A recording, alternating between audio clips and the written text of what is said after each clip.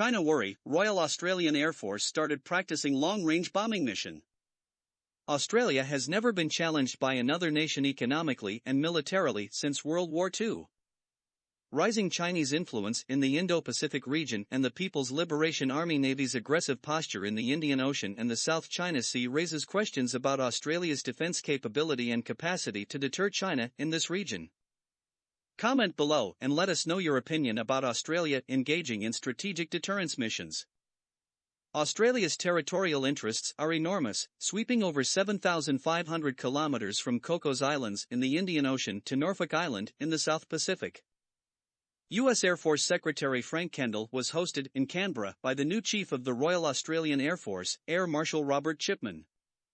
Chipman underscored the importance of the AUKUS alliance, where we work together to develop, research, and engineer new technologies so that we can stay abreast and competitive.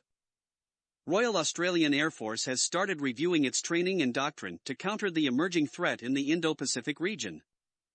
As part of the new doctrine, Australian Air Force will conduct long-range bombing and anti-shipping missions within the Indo-Pacific region, especially the South China Sea.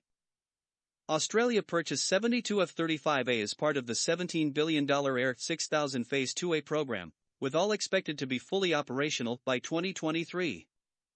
So far, the Raaf's fleet includes 50. RAAF will use the fifth-generation F-35A to conduct a long-range bombing mission.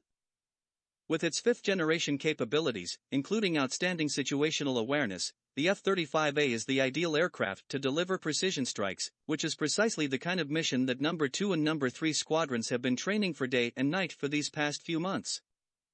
The prospect of buying Northrop Grumman B-21 Raider stealth bombers was raised by the Global Defense Corp at a media briefing in Canberra earlier this week.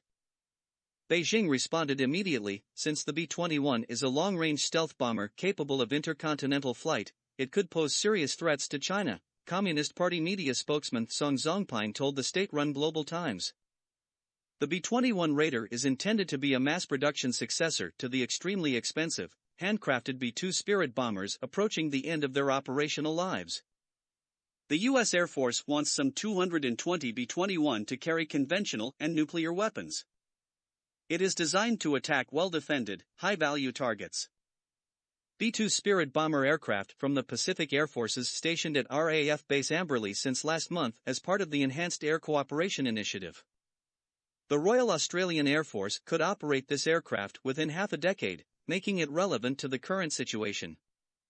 Still, the B-21 could be strategic deterrence for Australia and be used for a long-range bombing mission in the Indo-Pacific region.